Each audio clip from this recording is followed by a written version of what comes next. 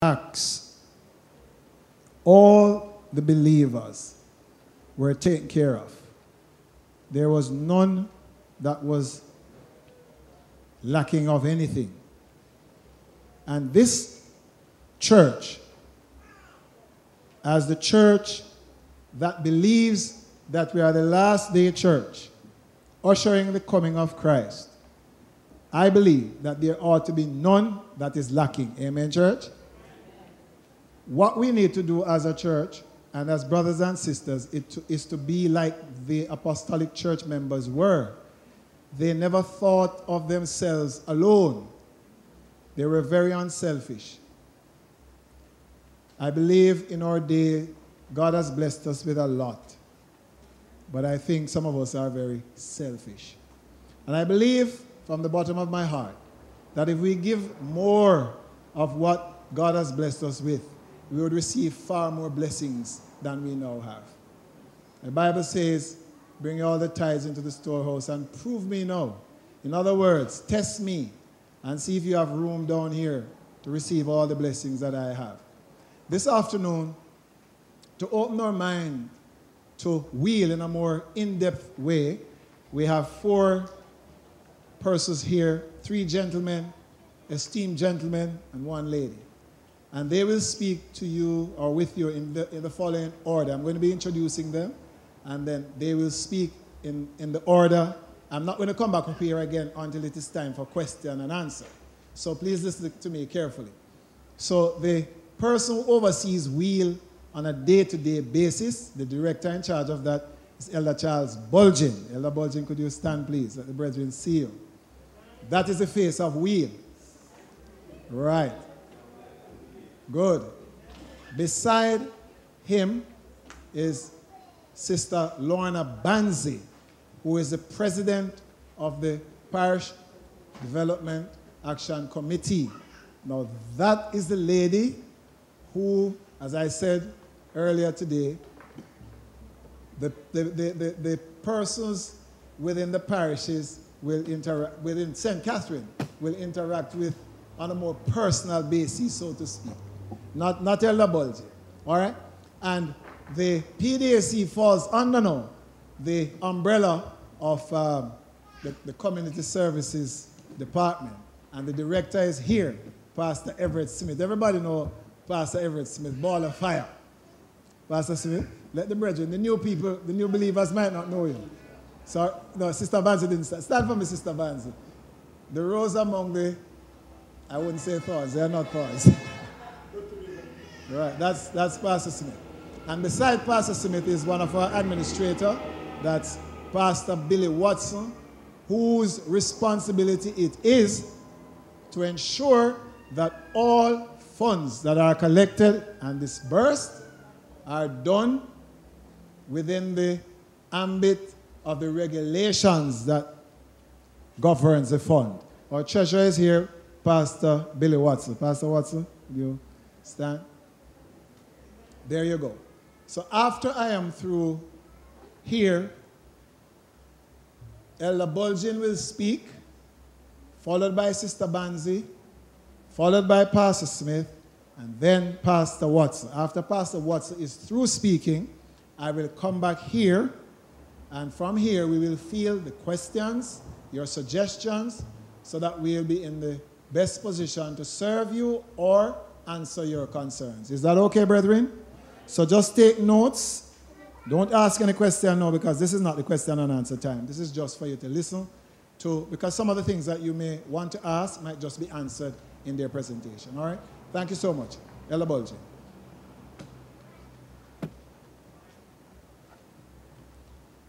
Happy Sabbath, brothers and sisters. It's a joy and a privilege to be here in the house of the Lord and to greet you warmly through the mighty name of Jesus, our soon-coming King. I bring you greetings from our conference president, Pastor Levi Johnson, the administrators, Pastor Watson is here, and Pastor Neville Barrett, and the entire directorate of the Central Jamaica Conference of Seventh-day Adventists. We want to thank you for your continual faithful giving towards the mission here in Central Jamaica Conference. It's not about what we do here in the conference, not about us. It's about helping others. and bringing men and women to Jesus Christ. We want to thank you once again for your commitment and your faithful giving towards W.H.E.E.L. W.H.E.E.L, it's a development program of our conference to help our men and women, our brothers and sisters that are in need through welfare, health, education, empowerment, local community. None of the funds that we receive comes into our pocket. It goes right back to the Parish Development Committee, that's the PDAC, in the local churches, in the 3 parishes. And they disperse the funds to the many requests that comes in for assistance. And over the years, since the inception of W.H.E.E.L, from 2015 until now, we have dispersed over 13 million and up to help those that are in need, those in welfare, health, education, local community, and the local church here. And members here, I believe in this church, are being assisted. Members in the community are being assisted. And I must commend the Kitson District of Churches for the mission that you continue to support here. I know you have the evening extra class that goes on here for CXC. And I must commend the church. That's part of the mission that you are doing. The different back to school, we'll assist in that. Different health fairs, we'll assist in that. People need assistance of starting a business, like chicken wearing, we'll assist in that. There's a project going on right now in Watermount, a bees project. We'll assisted in acquiring an extractor for those individuals raising bees. And we want to thank you, the contributors, towards this fund. Brothers and sisters, there's a lot more we can do. There's a lot we at the head office, Central Jamaica Conference, would love to do. Our president is very passionate about helping those that are in need. Day after day, up to yesterday, and I'm happy that Pastor Smith is here. He came under fire at the office yesterday when a lady wanted an assistant and just couldn't get the help. But he promised to help her. And she was being abusive. And I know if Pastor Smith had the wherewithal to help at the moment, he would have. But there's so much needs, so much things happening where our members and non-members of our church comes to the conference office asking for assistance through health, through welfare, through education. A lot of our young people have been assisted at Northern Caribbean University, at UTech, at University of the West Indies, at our own high school, at W.H.E.E.L group of school. And brothers and sisters, I must say that our institutions, at W.H.E.E.L High School, group of school, and NCU is our institutions. And we must encourage our young people to attend these institutions. We must support these institutions. And because that's what we're all about. We have to mold and shape our young people in the way God has designed for us. It's Christ's method alone as we seek to finish the work here on earth. So, W.H.E.E.L is not a scheme that we just collect your funds and just pocket it somewhere and use it to do other things apart from what it's designed to. W.H.E.E.L is exactly what we say it's about, and we do it. So I beg you, brothers and sisters, contribute as much as possible. We're saying $500 per month, or $1,000, minimum $500. But if you can give a little extra, some of us can give extra. Give extra per month. I always say to my friends when I encourage them to support the fund, I said, listen, every week we make the telecommunication people rich. I'm not going to call their names. Every week we make them rich. We have a plan to help our brothers and sisters that are in need. And the conference has set up this fund to help those that are in need. Let's all support. I checked the record this week, and Kitsilstown is on board, Top Mountain is on board, Dover is on board. So far, we have 187 churches that are contributing to W.H.E.E.L, and we give God thanks. There's a lot more we can do. There's a lot more we can do.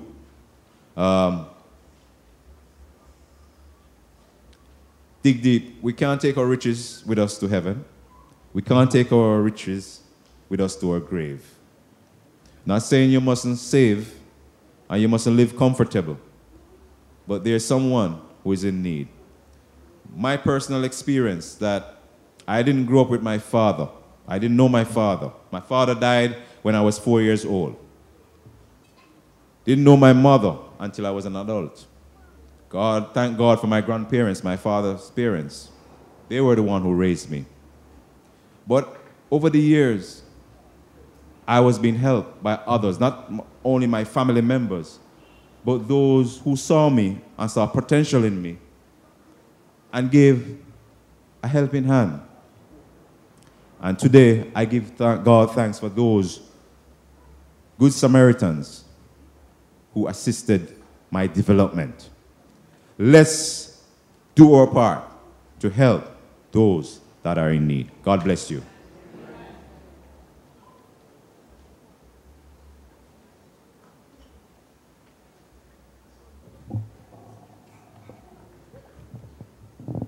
What is the Parish Action Committee?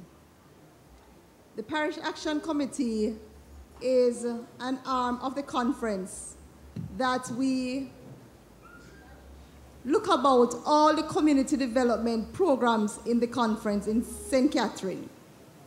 We are also responsible for the development of church buildings. In addition to that, we are responsible for disaster relief, which means that if your house is destroyed by fire, you can come to the Parish Development Action Committee for assistance. It means if you have a health-related issue and you can't find the money to do the medical, you can come to PDAC for the assistance. But on average, the PDAC gets from the conference $200 and something thousand per month. And if you will work it out, in that health gets 30%, education gets 30%, community service gets 30%, health gets 20%, and church building gets 20%. Now, when you divide that $200 and something thousand, it means on average every month we get $70,000 for education. Now, when we sit down on a monthly basis and look at the request for education, one request is for more than $70,000. And so it is that the conference has come in with a program that can enhance all of this and provide more assistance. Because when we get a disbursement now from W.H.E.E.L, we are looking at about a $400 and something thousand, or the last one was $600 and something thousand. So when you apportion that money, it makes sense for each group to get some money. And PDAC gets money from 3 areas: W.H.E.E.L, conference-wide development, and in-gathering. And when you work towards in-gathering, it means that we get more money. On an annual basis, we get, for St. Catherine, more than $600,000 for in-gathering. So if you do more for in-gathering, we get more for PDAC. I want to share with you an example. Some years ago at church, I had a member. And the member was a teenage girl, and she had scoliosis. Anybody know scoliosis? Well, I knew scoliosis because my niece had scoliosis. And fortunately, my brother could afford the care, but it was expensive. Because either she did a surgery or she wear a back brace. When you wear the back brace, you're very hot. So you have to put AC in the room. And then you cannot take your bag, so you have to have special treatment at school. So it's an expensive thing. And not only that, the emotional part of it that goes with scoliosis is a lot. Now, this little girl had scoliosis, and the mother could not afford the treatment. So she came to the church. And the church could not afford it either. So the church decided that next year we will help her. So they'll find some money and help next year. You know what happened to the little girl in between that? She got pregnant and she left the church. Now, I believe that if the little girl could have gotten the attention and the care from the church, she would still have been in the church. But when you're going through these emotional things that you go through, because my niece had to go through sessions with other persons with scoliosis so that they could motivate them to stay in because they can become doctors and everything. And now my niece is a doctor. She had scoliosis, she's a doctor. So the things that you go through, there are times when you need support. And I looked at that. If the church then had W.H.E.E.L, the little girl probably would have gotten some assistance. So we must be thankful for W.H.E.E.L because W.H.E.E.L is a God-sent program that can help our members who really have no other means. Yes, you'll have people come who really don't need it and will try. But through PDAC, we try to find a way of screening them out so that we can assist them. Recently, we had a member whose house was destroyed by fire. And by the next day PDAC was meeting, Pastor Smith was able to send food and clothes and stuff to the lady. And by the next meeting, we could vote some money to help the lady. So PDAC is there to take care of emergency needs, and we can do it because of the contribution that we now get from W.H.E.E.L. From the conference-wide development only, it cannot be. In addition to that, Elder Bulgin mentioned that we from W.H.E.E.L can get empowerment. Empowerment is saying that we know it is hard to get jobs. And the way the government is going is that they are sending more persons home. And so it is that there are persons who are without job, persons leaving school and can't find any work to do. And I went to the program, and we requested some money for a program we call Teach a Man to Fish. And we decided that we wanted to teach some people to sew. And I went for external funding, and they told me not to do the teaching, not to do the sewing, because Chinese bring in everything and everything is cheap. But then she said, since you have a passion for it, do it, but look at quality and not quantity. So don't look at training 20 persons. Look at training at 3 or 4 and ensure that they are quality persons that are coming out. And we did the program at the church. We got assistance from W.H.E.E.L and we bought the machine and we started the program. And the program took off in the sense that they said that they're going to learn this today, this next week. And so they did pillows. And they sew the pillows and they can get ready cash from the pillow. There was a member of the community who was not a member of the church, but she learned about the program and she came on and she said one Sunday she had no money. And she sewed 3 sets of pillows and she could earn enough money for herself to take care of her needs for the day. So whenever she's broke, she just sew some pillows. And now they have expanded it. So they sew the pillows, they're now showing sheet sets. And they tell me now to advertise sheet sets because they can learn within 3 weeks. The young ladies that are there have learned to sew seats very well so that they can sell it. One young lady said she joined the program because she wanted to go back to learn nursing, but she can't afford it. But through this program, she's going to earn her money to finance herself to do the nursing program. So I'm saying all of this is made possible because of W.H.E.E.L. And we could give you many other instances that W.H.E.E.L has assisted persons. But we are saying the needs are great. So now we're coming to back to school. I can tell you something. The needs and the list for back to school assistance is going to be so great. But if you contribute more, let me tell you what it is now. So for example, I go to 10 City. And when I looked at the record the last time, 10 City was in number 5 position. And in number 5 position, 10 City members contributed $77,000. Right? Now let us look at another church, and then a church contributes something else. Now, when 10 City have one request of a member who is burnt out or one request of a member to do the surgery, the $77,000 can't do anything at all. But if I take the $77,000 from 10 City and the money from Waterford and the money from Brayton and pool it all together, we can assist somebody with $150,000 to do a surgery. And then next time around, when Brayton wants some assistance, we'll pool the money again together. And it makes sense. So don't look at the fact that they're asking for a $500 and $500 is small and your church have needs. We understand your church have needs, you know. But the needs are great. And if we help each other, more persons will benefit. And if we put the money together, more persons will benefit.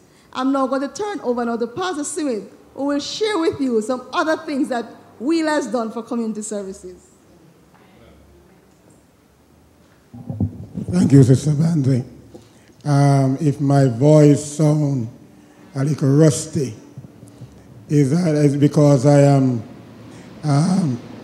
in a crusade, and the mic system is not as good as yours. We need some money from W.H.E.E.L to give that church a good system.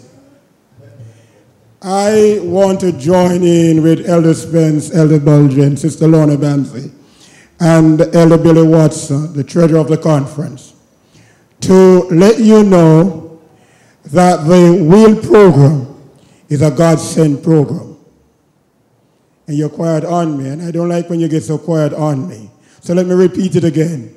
The W.H.E.E.L program is a God-sent program. Did I hear you say amen? We are in church, and I love church. Since I'm speaking ahead of the treasurer, I will tell you very quickly that as a conference, we get our support financially from three sources.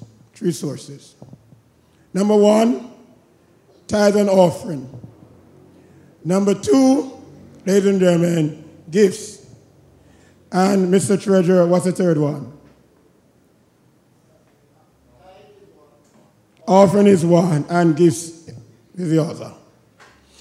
Now, the treasurer will tell you that the tithe, Elder, cannot be used for social work.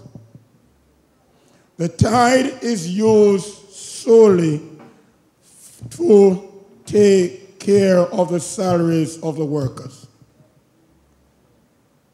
If your house is burnt down, the tithe cannot be used for that. And there are some persons who have the conception, who have that the pastors get a lot of money. That's not true. We get enough to take care of our needs. I don't like how you look at me. But I like to set the record straight, right? We will not beg anything because we get enough to take care of our needs. Hello? Number two, ladies and gentlemen, the offerings. The offering that you send to the conference is shared. For example, from the local church, 60% of the offering remain in the local church. 40% is returned to the conference. And out of that portion, ladies and gentlemen, a percentage is given to the welfare program of the church. Now, what used to happen, and PAC, Parish Action Committee, there was a time, are you not hearing me? There was a time, ladies and gentlemen, when we have PAC, that we would have to wait on the conference.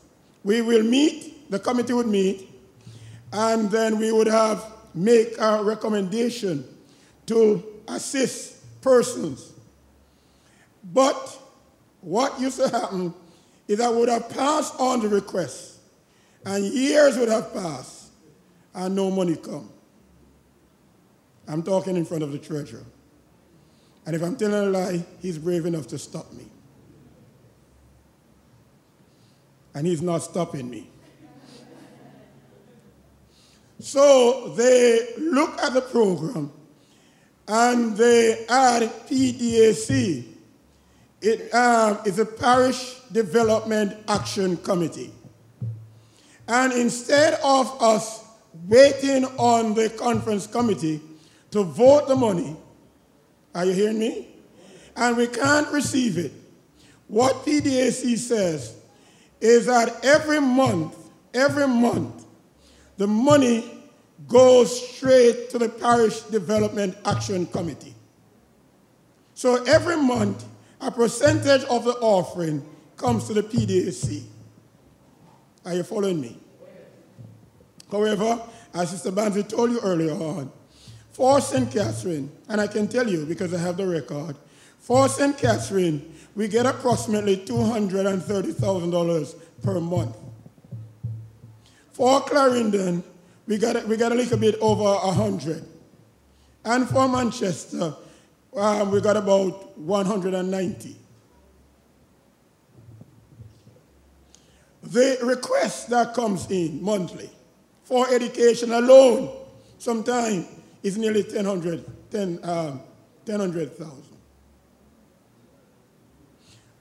The request that comes in for assistant, community service assistant, far outreach that. The medical, ladies and gentlemen, that comes in, far. Well, I wouldn't tell you that this church sent in a medical, and it was nearly 500,000 for one person. And so we were struggling. As I've already mentioned earlier on, yesterday morning at the conference, a lady who was not a Seventh-day Adventist, she came to us for help. Her daughter needed some books to go back to school. She's not an Adventist, right? And we were able to give her about $20-something thousand to purchase books for her daughter to go back to school. Not an Adventist. She came back to the office and she needed food. We were able to give her some food. She came to the office now and she wanted a mattress. I'm straight up now. I'm not behind, I'm straight up. The days ahead of me is less than what is behind me. I have nothing to hide. I'm straight up.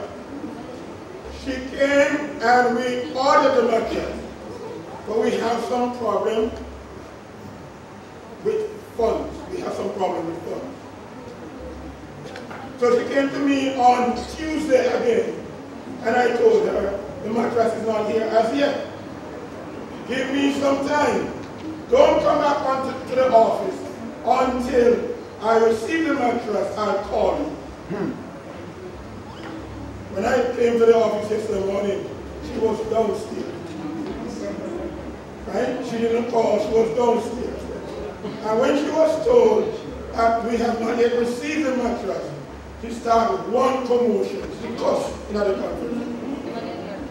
Until I have to go and tell her, listen, don't come back. Leave your number, don't come back by the name of W.H.E.E.L. Are you understanding? So now, we no longer look to the $230,000 per month.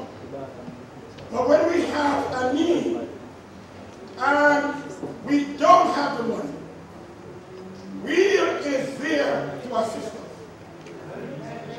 Are you understanding me? The money from W.H.E.E.L don't come to the PDAC money. Right? But whenever the money accumulates, an injection is made into PDAC. And ladies and gentlemen, whenever a need arises and we cannot take care of it, we go to Elder Watson. We don't have to wait until you have voted. We go to Elder Watson and he assists. And you see that man is a blessed man. Hello? You're not hearing me? He has a heart. From the W.H.E.E.L program, we talk about back to school. From the W.H.E.E.L program, we have been given 1.75 to assist with back to school. So every year, the back to school program, the money doesn't come from the 20% or the 40%. It is given to us directly from W.E.E.L. Are you with me? And the money given to us from W.E.E.L, ladies and gentlemen, through the back to school program, it is used, and the people, right now, Elder Watson, right now, people are calling me left, right, and center. And I have to say, wait, conference session just finished. Just give me a little time. And I have a letter on my desk for you from Monday morning. Come back to school. Hello? Are you understanding me? And I'm hoping to get some money for back to school from W.E.E.L. And so by Monday, Tuesday, I can answer my telephone freely and say, I have some money, can go. I know what to start freaking, but look, we don't get it wrong. No. For us to move forward, and listen, the other source is given. For us to move forward, ladies and gentlemen, we have to ask the members to help us. We're going to be helping one another. That's it. That's what we do. And what we are simply saying is that we need to let our numbers work for us. At the last conference session, we have a membership of 98,000 in Central. You didn't hear me? 98,000. Multiply 98 by 5. Huh? And I was doing the math.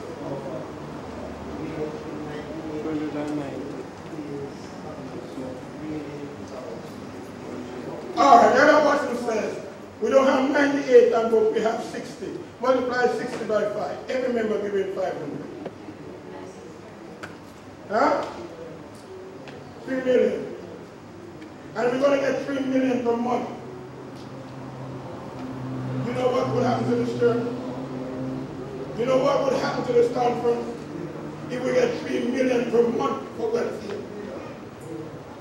Eh?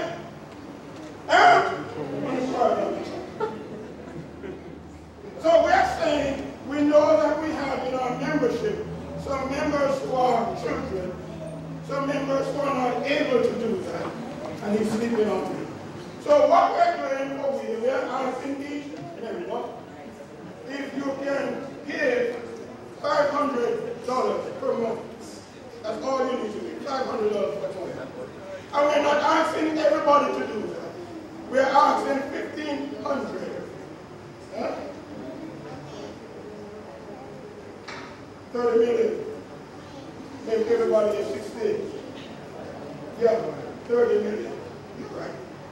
You don't have to borrow money from the union. You don't have to borrow no money from nobody. Are you with me? You want to buy the land, you don't get the money.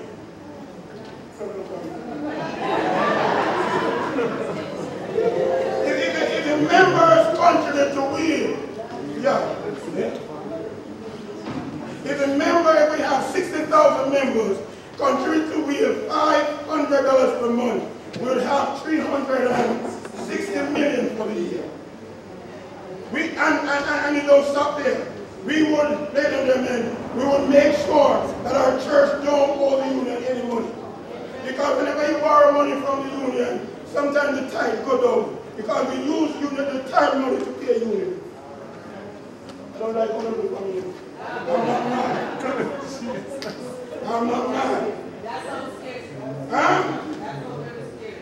We will also make sure, ladies and gentlemen, that we empower our members.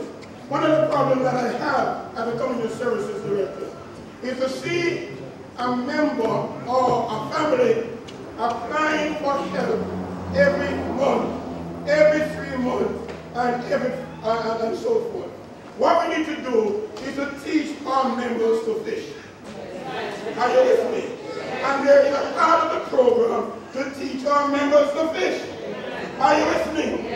Lord have mercy. That's why Elder Baldwin was able to talk about the beach program. Hello? In Watermount. We are teaching our members to fish. Ladies and gentlemen, it's not only our members. There is a lady that lives nearby the conference who came to us. Not an Adventist. She got some help. She started a small business and is doing well. Hello? So we want to help more of our members. Brother Spence earlier quote from us, and he said they have all things in common. That is the church.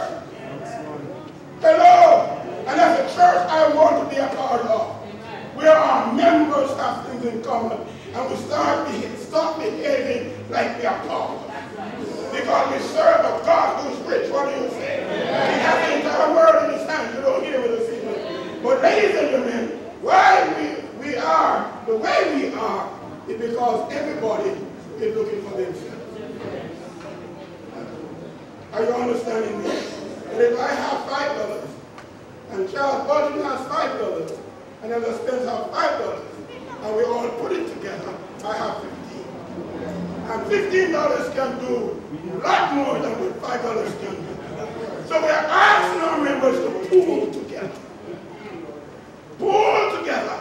Let us lift one another out of poverty. Are you hearing me this evening? And you might not have $1,000 to give. You might not have $500 to give. But give according to how the Lord bless you. Hello? Give it with us, might man. Give according to how the Lord blesses you. And ladies and gentlemen, we would have a church in Central Jamaica Conference that would be a place. We want everybody to come on board. We want everyone to come on board. You can't go home and sleep comfortable, and the end of the month comes, they don't give you 500. Hello? And like, no, I'm not calling it. To whom much is given.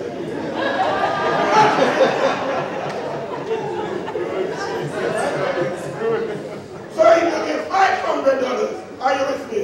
And you can give more, you know, than what you give. Are you hearing me? Are you understanding me? Ladies and gentlemen, I want to lift the welfare aspect of the church to a different level. A level when a member is burnt out, we can help. What do you say? When a surgery needs to be done, it can be done. When our students need money to go to school, ladies and gentlemen, we can assist. And by the way, we are not only assisting per student that goes to NCU, our Adventist institution. The request comes from U.E. Hello? Yes. It comes from CAS. Huh? It comes from all over. And everyone who sent, and we are able to help, they are helped. Last before I sit down. And I'm getting older, so I check so much. Seriously. I remember a lady in the Portland area. She had some problem with her husband. It ended up divorce. The house was up for sale. She had nowhere to go. She appealed to the court. And I'm telling you, we are doing this out of the little that we have. She appealed to the court. From the W.H.E.E.L program, we were able to give her $200,000. Hello? Yeah. The conference matched that and gave her another $200,000. So she got $400,000. The lady is now living in her house. Yeah. Are you with me? Yeah. Ladies and gentlemen, and I want to let you know that she's a happy 7-day Adventist. We need to work for one another. Thank you for what you will be doing for the W.H.E.E.L program. Thank you for what you'll be doing for the welfare aspect of it. As a community services director, I'm a happy man. Have a good evening.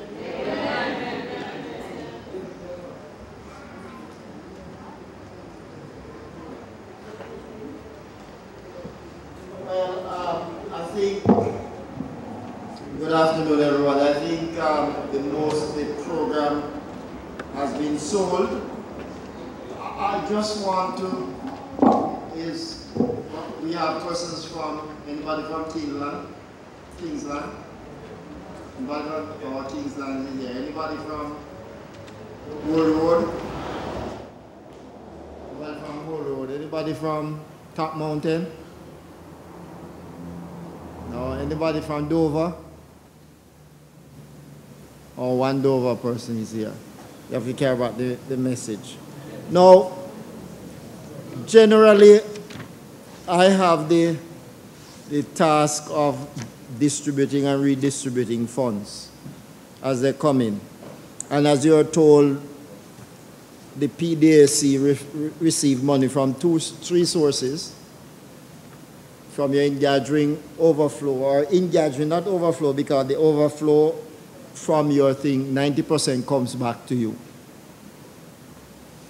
to the churches. I hope all churches have received their returns. What I'm asking that the church, make sure your church bank account is with the conference, because the bank is telling us that we are writing too much checks. When we have to write in 1 month just for churches, 200 checks, and we buy a check leaf, 500 or 5,000, and they are out in no time, and the bank is cutting back that sort of work in their office, and therefore they are charging, apart from I have to buy the checks, it leaves, they are charging enormous money to process. And they said because we are doing so much check, they're going to charge us, they're going to increase the fees on us for writing too many checks.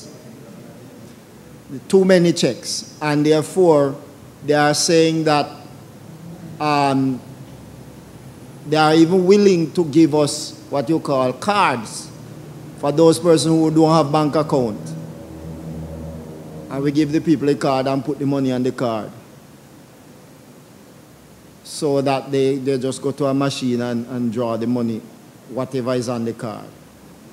Even that they are willing to give us, so that we cut down on the check. So we ask at our church, make sure your bank account is with the accounts department at the office. Those were the first person who got back their in-gathering reversion. Those churches, I think there was about nearly 100 churches. We have about 100 church accounts now. That means there's just over 100 churches who still yet to send in their accounts. And those churches we had to do checks eventually, because I didn't want to carry it right into session, so I had to do checks eventually for those churches. And some of those checks are still at the office, so some churches don't even get their in-gathering reversion yet. All right, so that's in-gathering and from the W.H.E.E.L contribution. Now, persons contribute from the W.H.E.E.L from the churches. Actually, there's 181 churches. No, 180. You will see 187, but if you look at the top, you'll see the first 6 lines don't have any church. So it's 181. 181 churches contribution. And we start from the highest to the lowest. And the highest is Portmore Church, and the lowest is, I think it might be Whole Road, one of those churches. But yes. So there are still a few churches to be added. Since the year began, we collected just over, up to the end of June, over $5 million. Well, we have over 5 million. We don't collect over 5 million because we had something carrying forward from the year before, but we have over 5 million, of which we have disbursed and still have. We have disbursed about 3.77. We have 2 million to be disbursed. Now, not all the monies given are from the churches. There are individuals who give directly to project. For example, one big welfare project that we are working on is the Center of Influence in Mandeville. I think from W.H.E.E.L they get about $1 million, and another person gives through the W.H.E.E.L, but they give directly to it another $1 million. The building is, that portion of the building, the downstairs is complete, painted, everything in. We just have a challenge when we recognize that the other portion of the building that was there before, the septic was on the hill. And so therefore we cannot put that sewer system, but we are working on to put it into the main church at Mandeville. So, but that we have to cut that concrete yard to get it into that before we open. And we are refurbishing the other side, and then we need to do the upstairs. And the upstairs is supposed to have a 2-bedroom where if there's a lady who is being abused and need a place for a short stay to get out of the situation for some weeks or so, we are preparing that area for that sort of assistance. But what we are seeing here, I'm looking at since this year. If we look at what happens since this year, it is saying that the church for the 6 months, the average we are getting is just 2,600 for the church, from the churches for 6 months, averagely. I want to say Kitsiltown not doing so badly. Since the year Kitsiltown gave about 56,000 something. We get from Kitsiltown Church alone. I think one of the church, I think Top Mountain, I'll just give you the figures. I think we got about 2,000 something from Top Mountain and about 600 from Old Road. And another, I think about 3,000 something from Dover. And none from Kingsland so far. But if we add up all of that, I'm sure that since we have W.H.E.E.L and so on, the money that we got, this district benefited more than the, because just over 60,000 you would have received from the district. And I'm sure the district has benefited more than $60,000 since the year. We even have somebody who, not even W.H.E.E.L, we might have to put it to W.H.E.E.L. We have to be paying with the church. With the church, we had somebody who we had to be paying for them to stay in a nursing home and so on. We have about three such persons that we pay half and the church pay half in nursing home. Those are some of the things that the welfare program of the church is doing. And we have some more that we would need to add to those, but we cannot because we need your help. We need your help. Basically, what we ought to be looking at is our stewardship. Your stewardship begins with ourselves and our relationship with our Lord. We love the Lord and we are grateful for His promises and His provision, and we are in turn returning to Him His own and making financial contribution in way of your offerings that will enhance the work, and you're making gift contribution. We in this district, we saw an overall increase of 10% in tithes since the year begins, and 8.6% in offering. But not all the church are doing that well in terms of their increase. I think Dover has the greatest increase in tithe, 31.5%, and 15.5% in offering. Kitsiltown, 3.8% in tithe and 12.7% in offering. So your offering has increased much more than your tithe increase. Old Road, well, they have increased 14% in their tithe, but their offering went down by 5%. And Top Mountain had a good increase in tithe.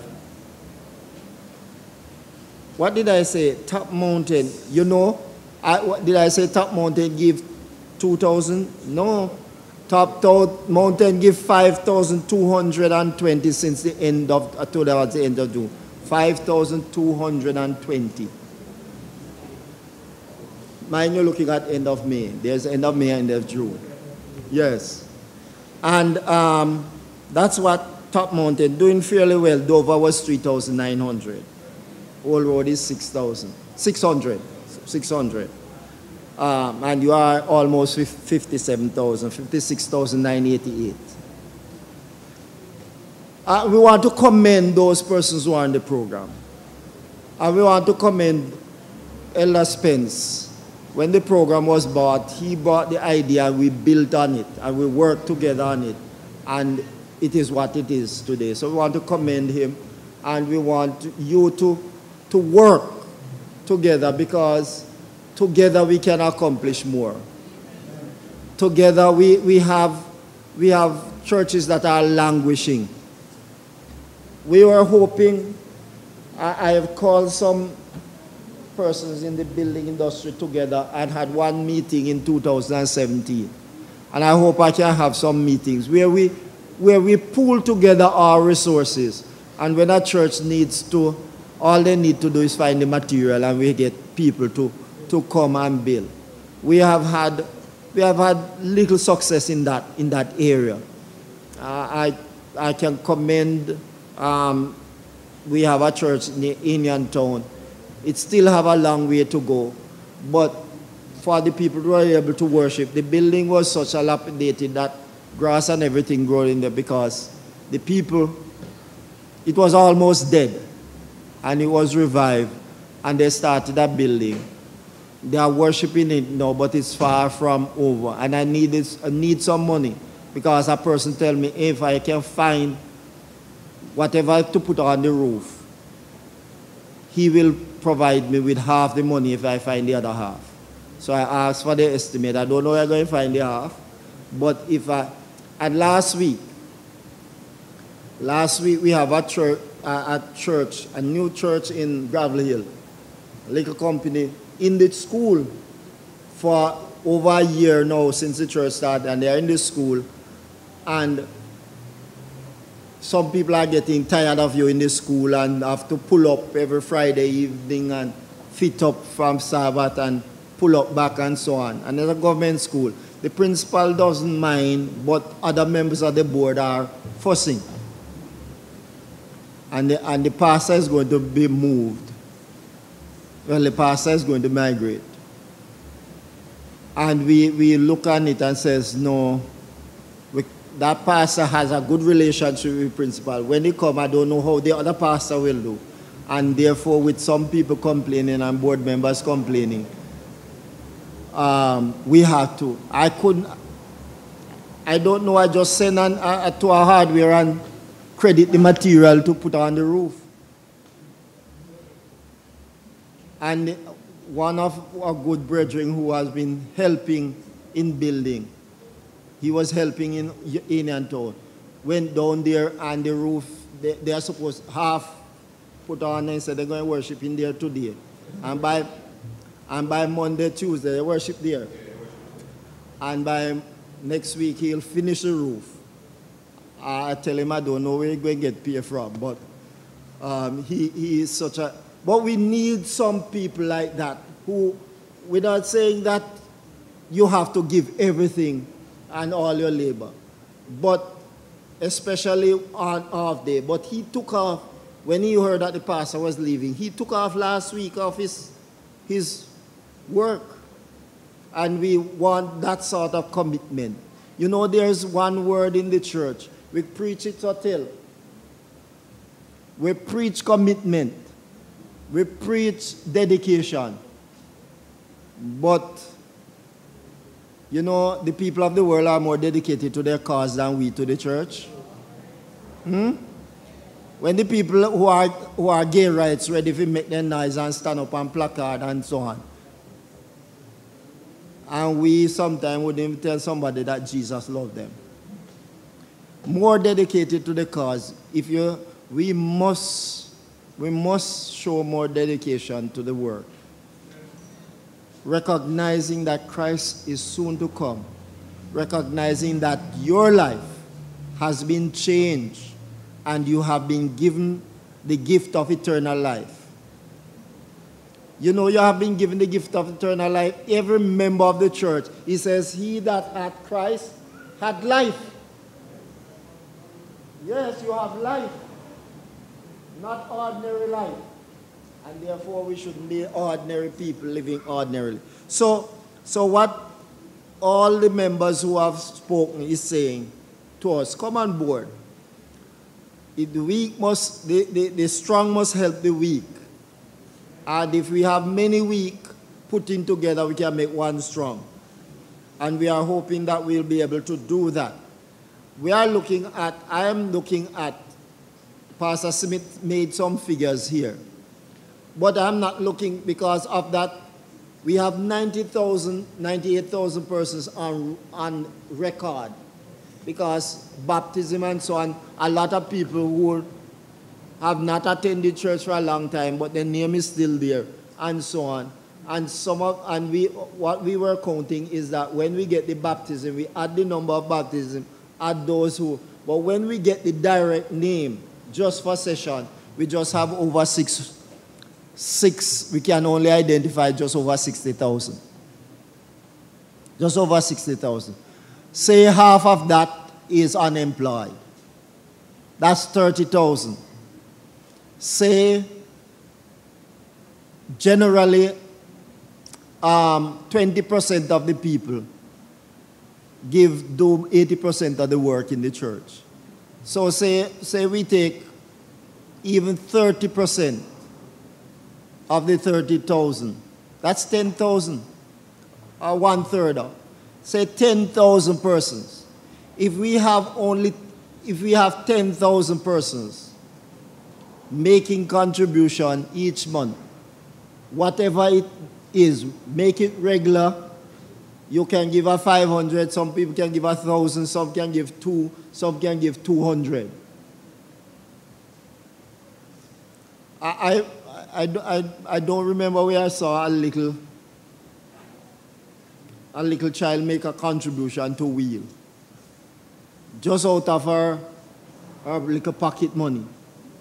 But she understood what it means, what Christian living and Christian sharing is all about. And she gave her $50. $50.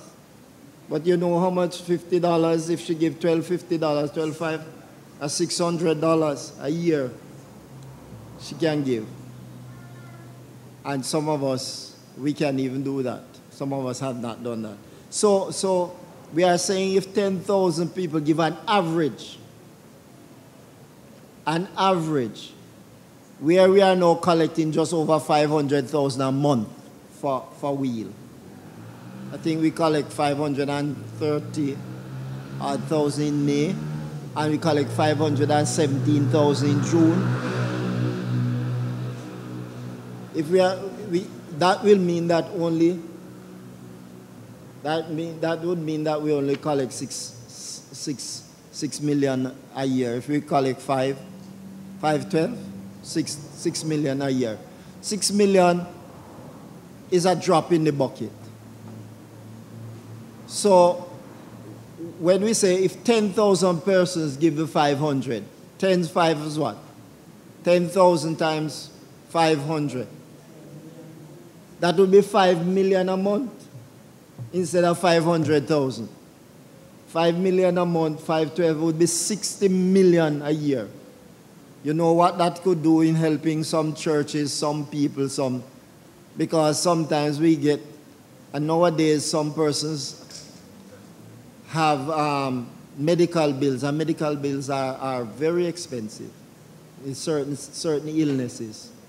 and they are calling on us, and we're trying to help.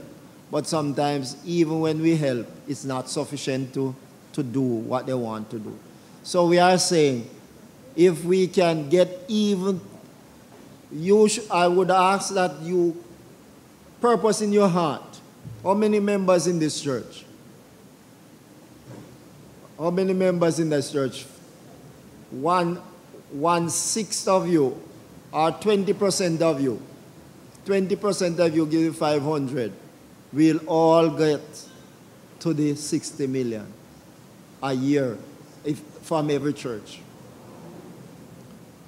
So, and some persons can give more, and some are giving more, and some can give a little less because of your situation. We're not saying, although the Bible says we must make a covenant with him by sacrifice, but we are mindful that you take care of your own self, your own family, but also you must be concerned about other families. And the more you concern and express that concern by making tangible contribution to that court, the more the Lord blesses you. This is a formula that never fails. That's a formula that I have never seen fail. I was talking to Pastor Johnson this week, and he says he came in and somebody asked him for a certain sum of money to help. And he didn't give the person the full sum. So let me just put a figure. Suppose the person asked him for 5,000. I think 10,000 or somewhere there. And he was able to give the person $5,000. He gave the person 5. And by the evening, somebody come in, what him stepson, son, came by. Chad came by. And the same amount of money that he gave the person, Chad put it in his hand. And when he look at it, he see the same amount of money that he just gave away. He said, wait, but Lord, that should I give the man more. Probably I get more. You see, but that's how the Lord works, in mysterious ways. God, his wonders to perform. And some of us, we have not experienced God in that way. And we need to do something in faith to experience him that way, so that we have a testimony of how the Lord works. And when you have that testimony, the joy that it brings, when you see the Lord, you recognize the Lord is working with you and not against you and on your behalf, because you have committed yourself to him and to his cause and to his people around you. And that's my request for us. This program is going places, and it's going to go probably limp along if many of you don't come on, but it's still going. But so when you come on, it will make it run faster. Somebody will say the wheel will roll faster. The wheel roll. I remember when I introduced it first in Coleyville. In Coleyville, one lady said, I hope the wheel will punch you before you reach up your saw. But we must, you see, one of the things is, everybody's asking, what is in this for me? You know, we are too self-centered and selfish. Everything is self these days anyway, you know. The society probably is teaching us to be self. We are selfish. They say you must be self-made, you must be self-motivated, you must be... And nowadays, when it comes to everybody's taking selfie. So we are just self. But let us think about others. The Lord says, the least we have done unto the least of his brethren, we have done it unto him. Do you want to do something for the Lord? I'm sure you would want. You know, I'm sure you'd want to do something for the Lord. And all the time you must say, where Christ standing up here and making this request for the people for whom he died, you would have all lined up and come. He's doing that, but through your humble servant. Just line up with the W.E.E.L program, and we're sure you'll reap the blessings as you see people are helped, and you'll have the joy of seeing somebody in the kingdom who says, your contribution have helped me to make it to the kingdom. May God bless you as we continue to work together.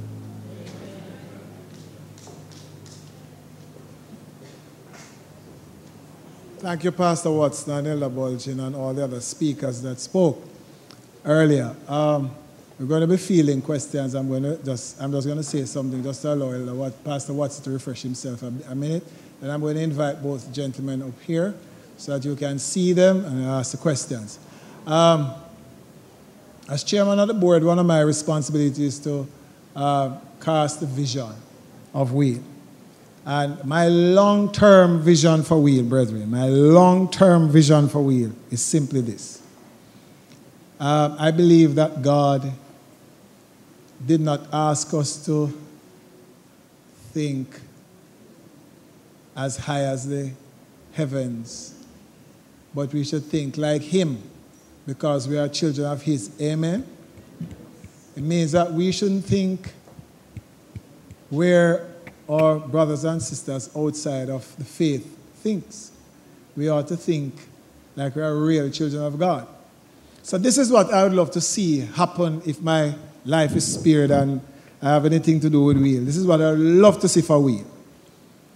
This conference should be the first in the world church to have its own disaster center fitted with ambulance and a helicopter.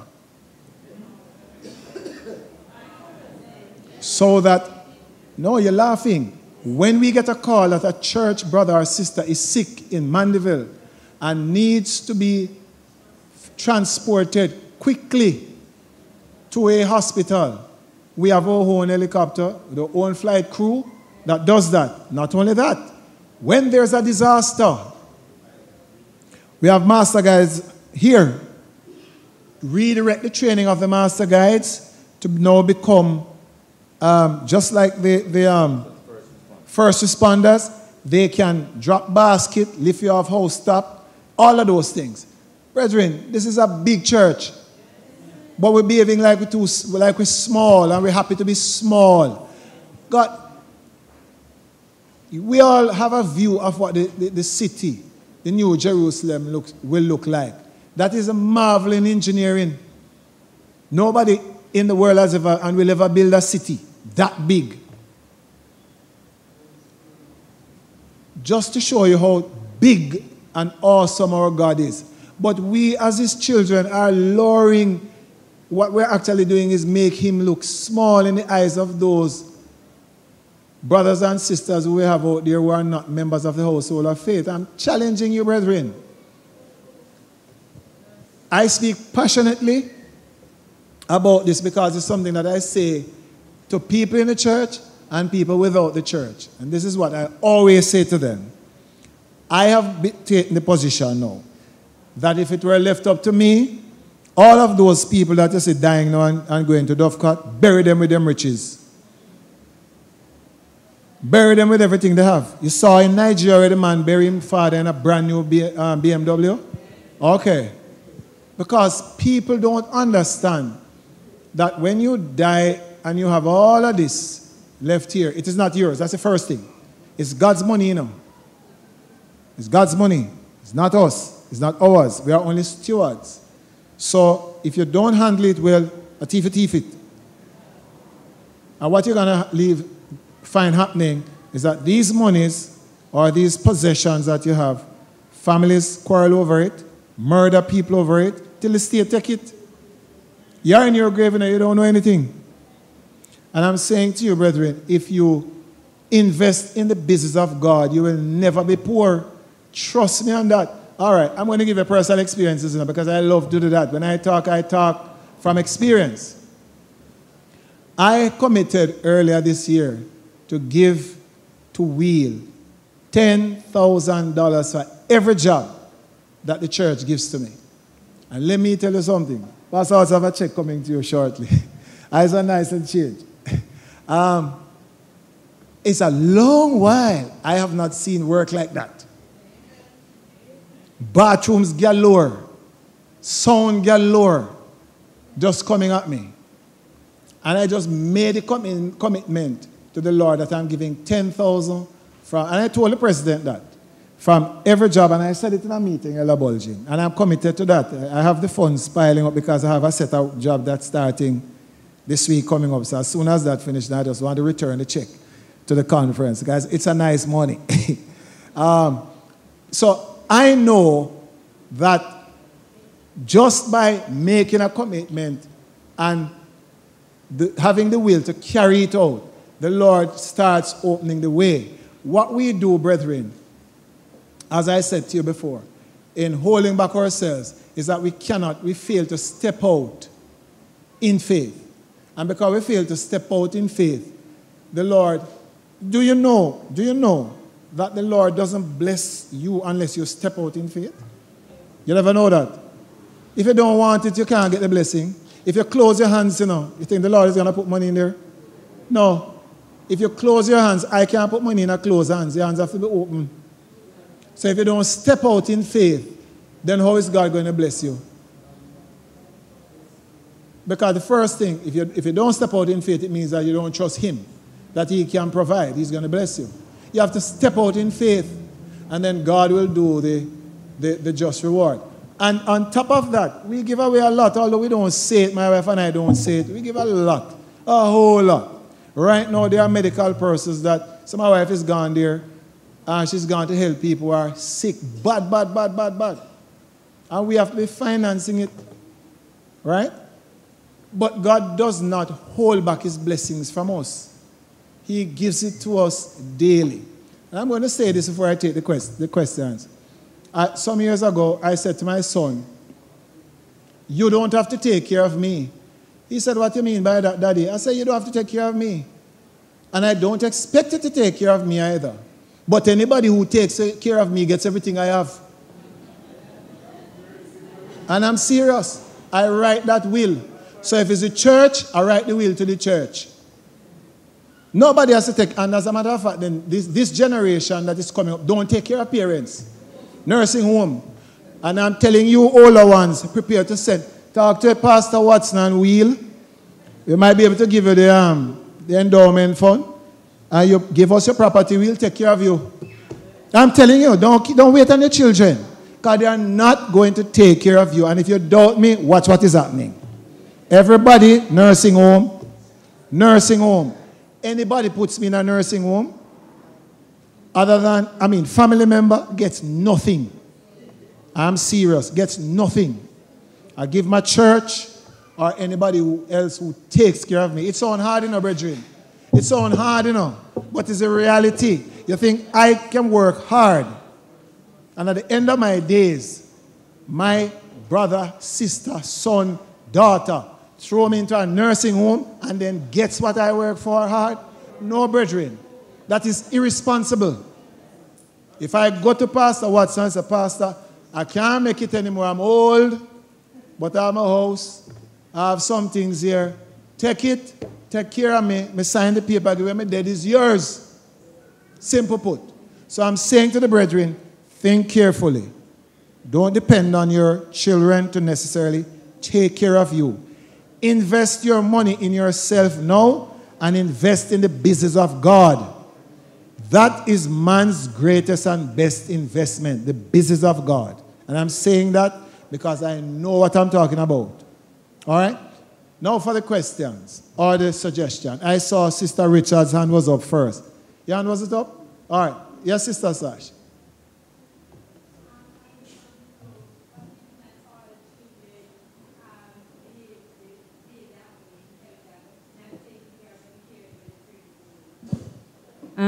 Repeat so everybody could hear the question. What if not all children stay that way in terms of not taking care of their parents when their parents get old? What if it's just some of them behave like that? No, man. I'm talking about those children who refuse to take care of their parents. I'm not talking about those who are responsible. Let me tell you something. Once a man, Thank you. And all of us are getting there. Yes, yes. Yes, good evening, church. I hear us talking about the books. Why not have a book drive? School is out now, and we have lots of textbooks. If you go across Jamaica, we can collect those books and then redisperse those books. And in that now, that would help to offset the costs that you would incur for, you know. I think that option could assist. Also, it could be, also, I remember back on the older type envelope, we had article of clothing. I don't see that on the new one. However, we have clothes, big church, whole heap of members. Some of the clothes we consider not good, we can also retrieve those. Last but not least, we can have a bin in, you know, the supermarket. I don't know if you could talk to Shoppers Fair or whatever. It is hard at times to take up a $500. But when you go to the supermarket, maybe you can buy an extra sardine and you drop it in that bin. It is sealed. You have a padlock on it. And then now, every week, designated person from your team go in, empty that bin. No one needs to know what you put in, but you and the Lord, because sometimes you don't have it.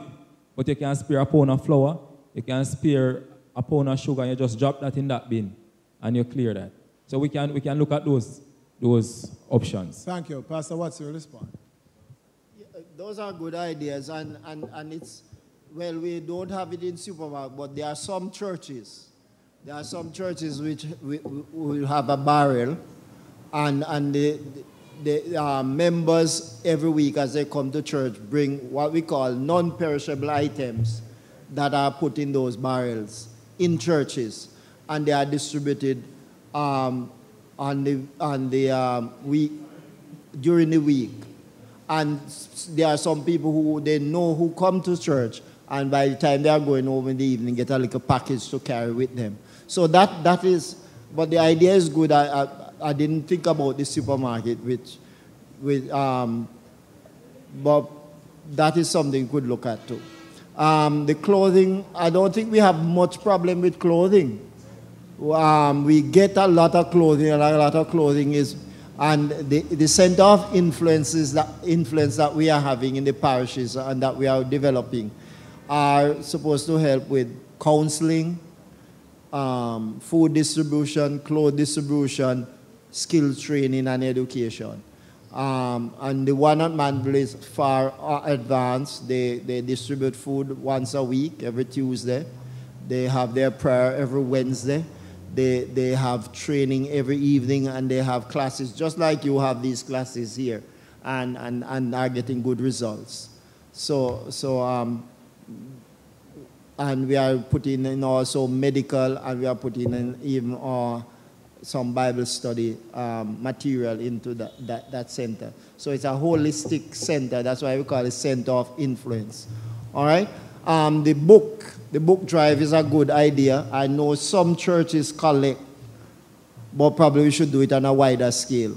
All right? So we'll talk with Pastor Smith and the community service to see if they can do it on a wider scale, probably from a conference level, throw it out.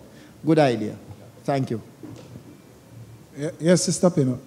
May I state, at the inception of W.H.E.E.L, I was told that 1% remains here. Is that true? 10%. 10% stays here. That still holds. That still holds. Still holds. So it means that the offering, 60-40, plus 10% more? No. W.H.E.E.L, the contributions for W.H.E.E.L, only the contribution for W.H.E.E.L, 10% comes from that, stays in the church, from the W.H.E.E.L contribution. The 60-40 of the general offering, no, we're not talking about that now. It's the same how it is split, 60%, 40% goes up, 60% here. Your 10% from the W.H.E.E.L, because W.H.E.E.L is supposed to be designated a special offering. So once it says W.H.E.E.L, if, let's say for argument's sake you collected $1,000, for W.H.E.E.L, $100 stays back in the church. So you send up $900. Okay, thank you. Yes, Sister Anita, welcome. Thank you.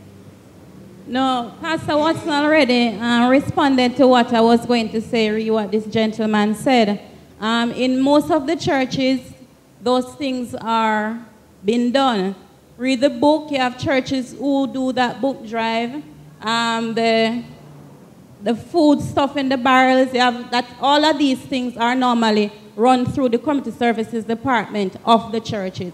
So if the community services department within the churches are up and running, the individual churches won't have a problem because these things would have been taken care of within the individual churches. Thank you. And let me add, let me say this just to give you some of the things that W.E.E.L has done. W.E.E.L also is one of the sponsors for the football league, the recreational league. And we have baptized, how many persons have been baptized out of that league? 4? I think 4 persons are being baptized out of the football league. This is a league that is set up by the youth department of the conference, where 80% of the team are members of the church, and the other 20% are non-members. And out of that, we have had 4 baptisms. So W.E.E.L is one of the sponsors of that event as well. I also want to let you know that earlier this year, we were able to make some contributions to those churches that have done very well with the W.E.E.L. And we are speaking of the 3 top churches that would have been Portmore, Spanish Town, and the Northern Caribbean University Church. And so we had a thank you function for them, just to say thanks and to encourage them for the work that they have done. Now, I must tell you that one of the challenges that we have with W.E.E.L is the request amount for education. That's the tallest request, the bill. It's extremely long. And the second request, I think, is health. But brethren, while education is education, with the health part of it, we have to do something for ourselves. And I'm going to tell you what I'm talking about. Any and everybody can be sick because we live in a world that is sinful. The environment is bad. Food is bad. Just about everything is bad. But we have to take greater care of our bodies. What we put into our bodies is largely what is called sick. If you look at the children of Israel when they left Egypt, the Bible records that not one of them left with any illness that the Egyptians had. Am I talking the truth? Is that what the Bible says? Good. If we are children of God moving according to prophecy, then the diseases that we now have, scientists, archaeologists has concluded that the same diseases that we now have were present back there in Egypt. Same disease, the diabetes, cancers, everything, they have it. When you look at the diet of those people, they are rich foods. And the Israelites were given a more simpler meal. When you look at Daniel, Daniel ate pulse, drank water. He never ate from the king's table. And he was fairer and fatter and nicer. And I'm saying, brethren, because a concern of mine, that some of the illnesses that we are having, we can't control them. Stop digging our graves with our mouth, with our teeth. You control what goes into your stomach. It's not anybody else. It's not your husband. It's not your wife. It's you. And I'm begging the brethren, wherever I go, because this one seems to be one that is poised to overtake education, because the bills are large, extremely big bills. Surgery, $5 million. I know of a case where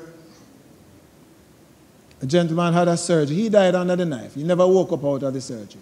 But to this day, the family still owes quite a substantial amount of money, and the doctors are demanding their monies. You understand what I'm saying, brethren?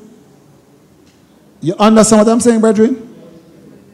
And I know you don't like what I'm saying, but my point is, we are accountable to God for our bodies because it is His temple. And some of the things that we are putting in our temple, we need to think twice about our temples, about what we put in our temples. I learned this from the car. When I bought my Audi, they advised me, if you put any transmission oil in there other than what the manufacturer makes and sell, that car will never move. I made sure I adhered to that. But there's another gentleman who bought one, and he decided that transmission oil is transmission oil. He bought it, put it in his Audi, and it never moved. It never moved. Why?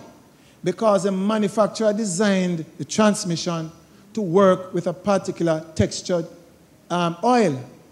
Now, God designed the body to work a certain way, and we need to follow the design and follow the fuel that we are given to put inside of our bodies. If we don't do it, brethren, we are going to be having some serious problems. Hello, Vassal? Oh, Brother Or? Sorry, hello. Okay, very interesting program. First of all, I was listening to hear that it was going to fall into the position as some form of insurance thing that I was listening years ago. But then, the question I want to ask is, I heard Pastor Smith make mention of helping somebody who do not contribute to the program. Now, for a member who is contributing to the program, does it take a time period for that person to get help if and when that person in need? Pastor, what's the answer? No, the W.E.E.L program is not for you to contribute to get anything. You are contributing to help others.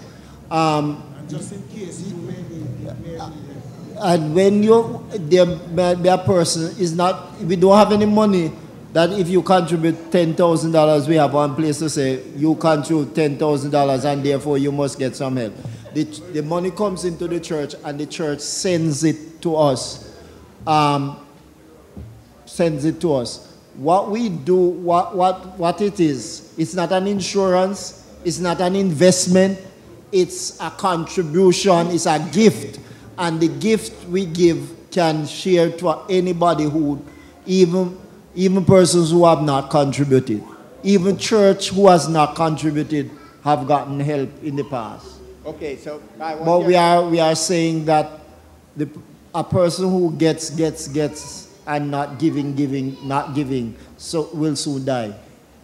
So, Pastor, are you saying that it's not a must that the contributor can get anything? No, it's not a must. But it's not a must. You might contribute. You might contribute and you never need. And you might contribute and it's needed at the time you are needed.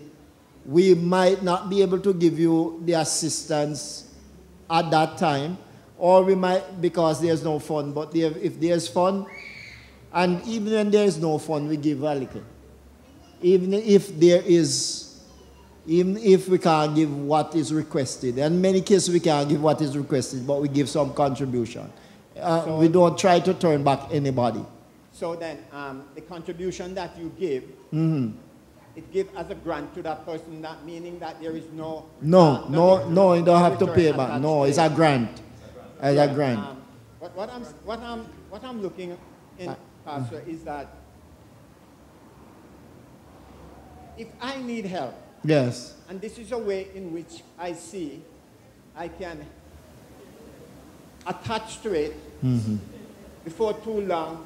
Then when my needs arise, I said, well, I'm in need. So maybe it's about time for me to go and seek some help. So it's not a must that I would get. No, generally everybody who asks, we try to give them something. It might not be what you want or what is required. For example, we just saw a person who did a surgery. It cost over $5 million. He, with his insurance, was able to pay $3.5 million and still hold nearly $2 million, and he's asking us for help. We can't give him $2 million, but we can give him a $200,000 or $100,000 or something like that, depending on what is. All right, see you privately later. Yeah.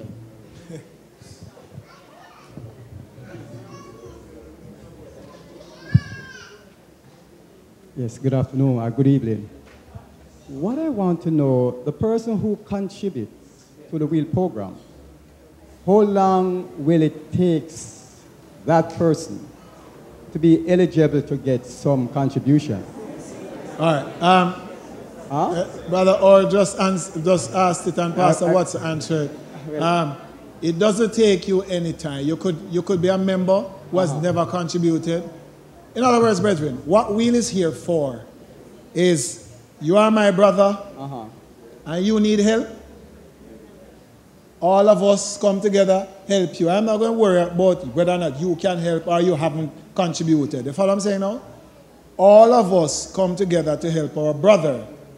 When our brother is in the best position to now contribute to the fund, our brother contributes to the fund to help somebody else. Follow me now? Because for me and my wife, we contribute. Right. We are hoping that we never have to go to the fund. But because we don't know the future, we may end up having to go to the fund one day. Follow what I'm saying now? But we are hoping that we'll never have to go to the fund, but we are making sure that we contribute to help other people. Right. So based on the amount of contribution I made, then is there a limit? No. All right. I need to understand. For instance, I'm using myself, right? I contribute to the fund every month, and I'm going to tell you, $3,000 every month comes out of my salary towards W.E.E.L. I'm not looking back for any assistance from W.E.E.L. I am doing that because a brother or a sister out there needs help. Right. That's my contribution. Right. I'm not joining it's not an insurance fund. When we contribute, when you, the members, contribute to the fund, don't look to say that, hey, I'm contributing, so I have to get back something. No, that's not what Christ's method is all about, brothers and sisters. That is a question I really want to ask. What if the person's motive is to contribute to get back something? Well, the motive is wrong. The question I'm asking. I leave him to God. Because as ambassadors for Christ, if we truly believe and confident in the mission that God has laid for us to follow, to help those that are in need. You remember what that rich young ruler did? When he asked, what can I do to inherit the kingdom of heaven? Huh? You remember that story? Yes. Yes. So, brothers and sisters, don't look at it that, hey, let's contribute to the fund, and then, hey, tomorrow morning I'm going to apply to get some assistance. No. The last question, though. Yeah. So the person who have made a contribution based on the amount of money he contributes, will he be able to ask for a certain amount of funds in return? No. I just want to know. Not necessary. Not necessary. One of the things we don't ask, the paper don't ask whether you contribute or not. Right. The paper looks, when you make the request look on the need and look on, and if you want to help, the person might even come to your project or your house or something. Somebody from W.E.E.L might come to verify, or your pastor might be able to verify that there's a need. We don't ask the question whether nobody contributes. That question is never asked. Right. So, and you fill out a form. There's an application form which you fill out at your local church. So it's right here. Yes, there's a form. You fill out, your pastor sign it. Your pastor signed it. Your pastor has to sign it, have to sign it. Without your pastor's signature, the PDAC, the Parish Development Action Committee, won't approve it. So your pastor has to sign it. And then it goes to the PDAC. And they vet it. And they do the inspection. They send out people to research and to see if what you say is true. And for instance, if you request funds towards education, it's not make out in your name. The funds is make out to the institution. So brothers and sisters, don't think that the funds is going to make out into your name. It make out to the institution that is you ask assistance for. Let me tell you something, brethren. I always remember the story of Ananias. Yes. And you see, because God knows the heart, and because I don't judge and don't want to judge anybody's motive, we have our checks and balances, you know.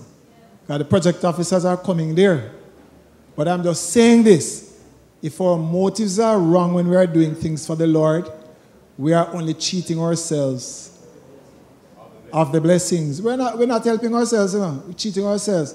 It's better you don't have a vow. But that, you understand, you know? It's better you just don't say anything. But vow one to the Lord, make sure you keep it.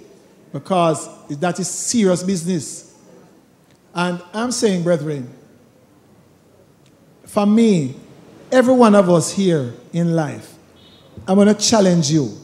Wherever you are today, you did not get there on your own. Anybody want to challenge me on that one?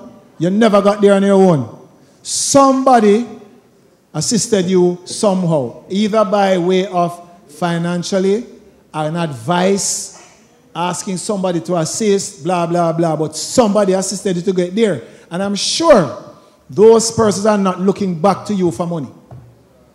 They did it out of a good will, good heart. They just want to help you because they see that you're able to, you just need an opportunity. So it is very same, I'm going to take your question, Brother Morgan. It's the very same thing for W.H.E.E.L.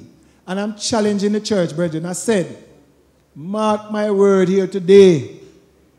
If we seriously decide that we are going to make a serious contribution to the W.H.E.E.L program, I am telling you that God is going to open doors for you beyond your wildest dream. And I'm not telling you that for you to say, oh, I'm going to try for sweet motors. I'm telling you that because I have experienced that.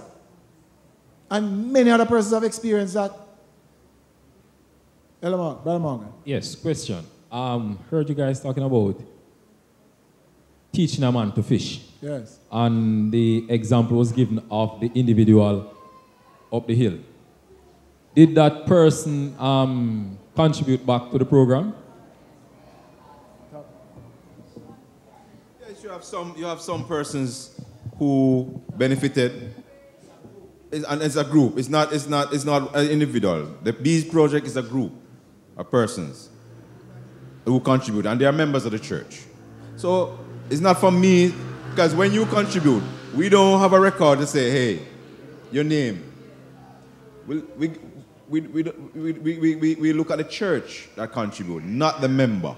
And your contribution goes on your tithe envelope for W.H.E.E.L, because W.H.E.E.L is on the tithe envelope.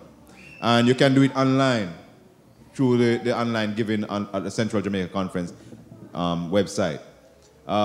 So we leave everybody to their conscience. Next question. If this person was made to an individual or group, and that person came back for a second time, they are not involved in the program in the sense of giving back. And they came back a second time for another disbursement. Is it that they get, or you hold back and say no? It depends on what is happening. It depends on what is happening and who the person is. Because, for instance, I go back to the Bees Project. The Bees Project, the contribution that we made to the Bees Project, we made it not on an individual basis. We made it on behalf of the project, of the church. Right? You see, those finer things, and we are so broad-minded, but we know how people behave, and we leave it up to them. Sometimes we catch up with them. I remember and even the person who Pastor Smith taught, it's 3 times, Pastor, is the 3rd time she go and get help, you know. And I am saying to Pastor Smith, you should stop her from the 2nd time. Some people, you have some people who feels that the church hold them something and they must get. You shouldn't have promised him a mattress after you have helped them twice. And so sometimes we look at those things. A person who is coming back very regularly. Right. We look at that, we say no. And where we try to help, for example, we try to help a lady in terms of a business project. And she took sick. And because of that, the project went down. If that person needs help again and is well, you look on that. So it depends on the case. We have a guy who we have another project outside of W.H.E.E.L that you can go to the PC bank and borrow up to $50,000. And we'll give you a letter for your project. We have done, since we started, we have done 13 such projects. 4 of them don't pay back. The first guy who gets in never plant a potato, sweet potato. Never plant. And he's coming back for help now, and we said, no, we can't help you. We get that, and because you didn't pay back, we had to pay the PC bank because we gave them a letter of undertaking. We had one lady who started a grocery shop, and she got sick, and she was paying, and probably part of the about $35,000 was left. We just helped in that case, and we have 4 cases who really out of the 13. So out of 13, 9 come through. One of them is doing a second project. She's doing block making, and she got one loan, and she paid off that loan through the PC bank, and she wanted another loan, and she come to us, and I give her another letter to get another loan to do the project, to make sure the project. Last question, Ella, before you move. Is there a preference when selecting a group or individual, whether they be Adventist or non-Adventist, in order to get aid? No, we'd prefer to help the church first. But if there's a good community project where we see, and even if it's a community project, the church must be involved. That means the church wants to help the community. The local church must be involved somewhat. The local church must be a part of it somewhat. Yes, sir. Go ahead. Yes. You started praying what I was going to with the Ananias and the Sapphira thing. Mm-hmm. I look on this W.H.E.E.L program as a program not just started now, but it's a program that started with Paul when he said, lay by you, and him come and make the collection to help the brethren. Amen. At the same program. Thank you. Those who contributed in Paul's time was not looking back for any return from man.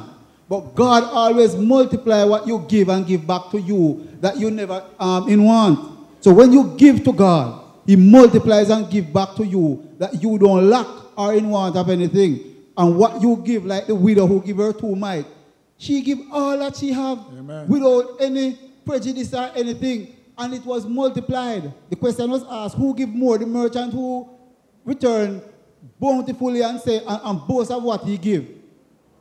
He could have probably give $1 million and still rob God. But the woman who give it 2 might give everything. Now, as we talk about the returns, and we as humans, we have a selfish motive. I give to receive. But remember, when you give to God, you never give and it go to waste. So, brethren, let us have the concept. And as a church, when you make the request and they go in, you might never be a contributor. But then based on the help that you give, then the Spirit of God would come back to you to say, if you have not contributed and you have received so much, then that is a motivator for you now to start giving. Before you start giving, then because you get help. Now that you get help, you say, boy, I can give. But when you don't get no help yet, or you might never be in need of help, and you contribute to the program, and you can hear a testimony of somebody who was not an Adventist, and because of the program becomes an Adventist, it is because of your contribution. Amen. So you are not preaching, yes, but you are also sending your money to witness for you, and that is attributed to you for the blessing from God himself as well. So let us, as a people, I am a contributor to the program, and I don't write up an envelope without me put something in it for W.H.E.L. And I'm not looking back for anything. I don't know when or if there will be anything that I would need to make a request for. But brethren, if you have a situation, make a request. You will get help. But before that situation comes, contribute. The more you put there, is the more people can benefit, and the better it is able to help you. It might be your grandchild who is ill, and you can't pay, and you refer to the thing, and you get help. So brethren, I am imploring every member to give whatever it is that you can. And don't do like Ananias and Sapphira, where promise to give such amount, and then you tell lies, say, I know so much. Do your best. Thank you. I'm going to share something with you before I take your hand, Sister Richards. The President and I had a discussion about the power of W.H.E.L. I'm going to share that discussion with the church. We have, is that 4 conferences we have, Pastor, what's in Jamaica? 4? 5? 5 conferences in Jamaica. I'm going to show you, brethren, how short-sighted God's people are. You see the problems we're having, we are the cause of it. You think it's God? We are the cause of it. I'm going to show you something. Central Conference and East Conference and West are the 3 largest conferences in Jamaica. Work with me. If every conference, and I'm telling you something that is doable, you know, were to give $150 million, talking about these 3 conferences, work the maths, $150 million every year from Central, from West, and from East. How much money that? 450 what? 450 what? 450 million?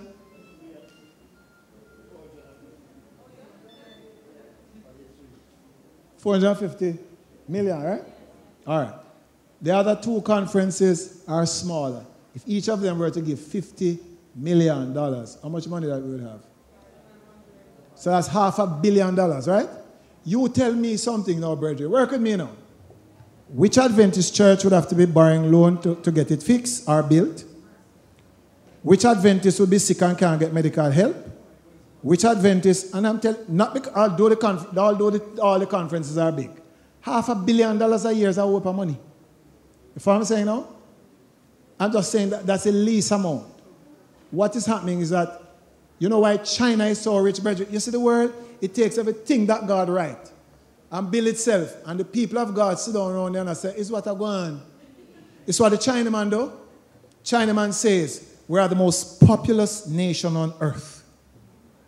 If we can sell things cheaply and sell more things, we'll be the wealthiest nation on planet Earth.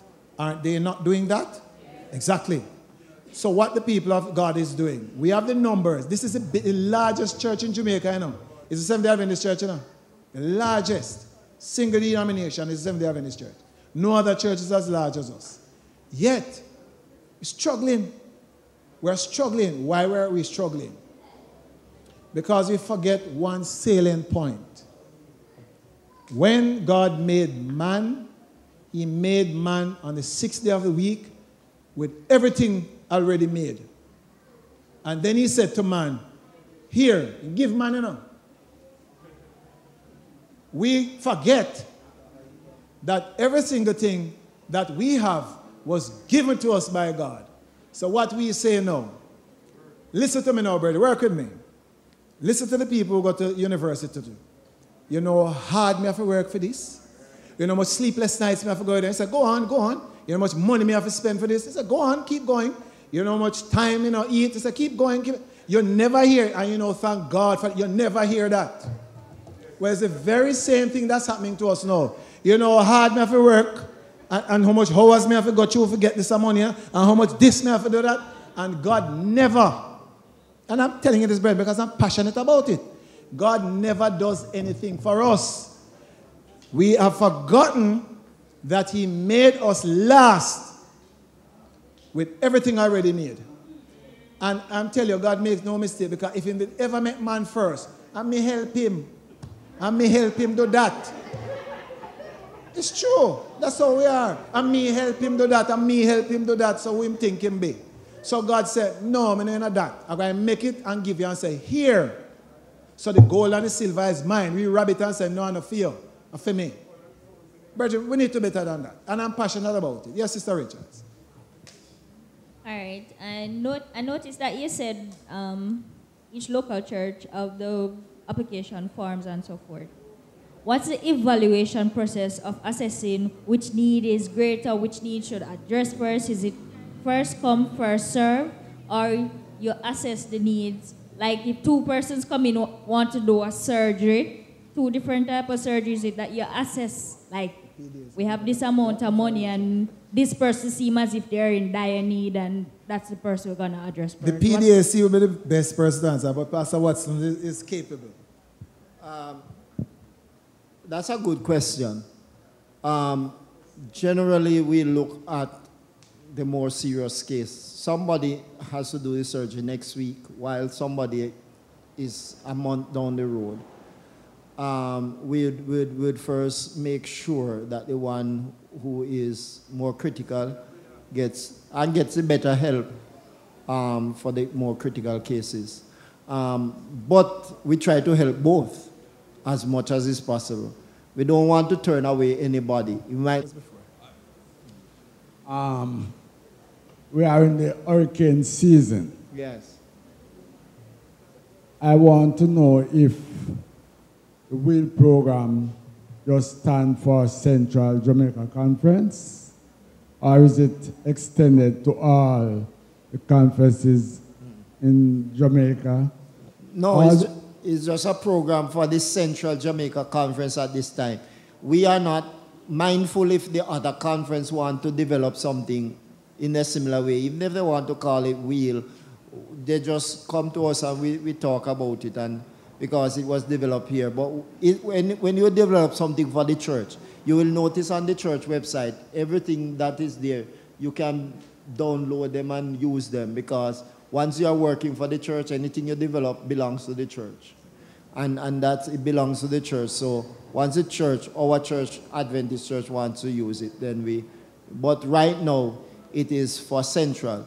Apart from W.H.E.E.L, for disaster, when you do in-gathering, a little part of your in-gathering is put aside to help in disaster. So it's not. That's why in-gathering is important. We have to put a little aside each time for disaster. So if disaster comes, then we have to go to some in-gathering funds that we might have put aside. Okay? And that was what I want to ask. Yes. Okay. Because some place get some serious hurricane devastating and yes. breaking down. Is there any proportion put down aside in case disaster should hit such areas at this time? Yes, it might not be sufficient because it depends on the disaster. So one of the things that we have to do, especially for our church, all our church must pay the insurance, because we are in a hurricane season. They tell us that we might not have as many hurricanes this year as previous year, but we can get one, and the one that we get is so strong that it worse than the 6 or 7 we get some year. So make sure we have sent out the letters to the churches, some churches, and when we send out the premium, guess what? Central Jamaica Conference asks you to pay half the premium, and we pay half of it. In the other conference, me was frightened when we got to the sessions, Me recognize and go me want to pay half. In East only pay 20%, and the church have to pay 80%. West, the church have to pay 60%, and they pay 40%. So only we want to pay 50-50, plus we pay all the public liability. So, and when me said, when I look at it, I said, well, I should be doing like one of those churches, because we really don't have the funds, and so much is owing for insurance. But what we are saying, church, we're still working with our half and half. So pay your half and make sure that your church is covered. When you don't cover, let me tell you what happened to one church. Just don't, not this one down the road. Well, this one down the road, you never pay insurance, you know. But the conference had paid it. So when the money come, you know what? We have to take out nearly 200,000 out of it because they owe insurance. That not so bad. Another church was not able to come back to where they were. Because when we take out the insurance, they got fire. There was a fire too.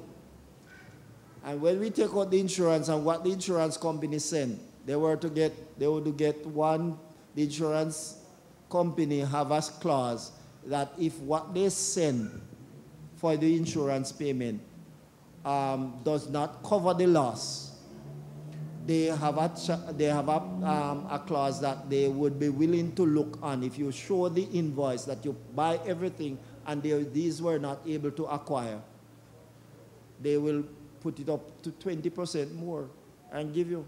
This church, when they get, I think they got $1.1 million. When we take out the insurance, they got about what they didn't pay.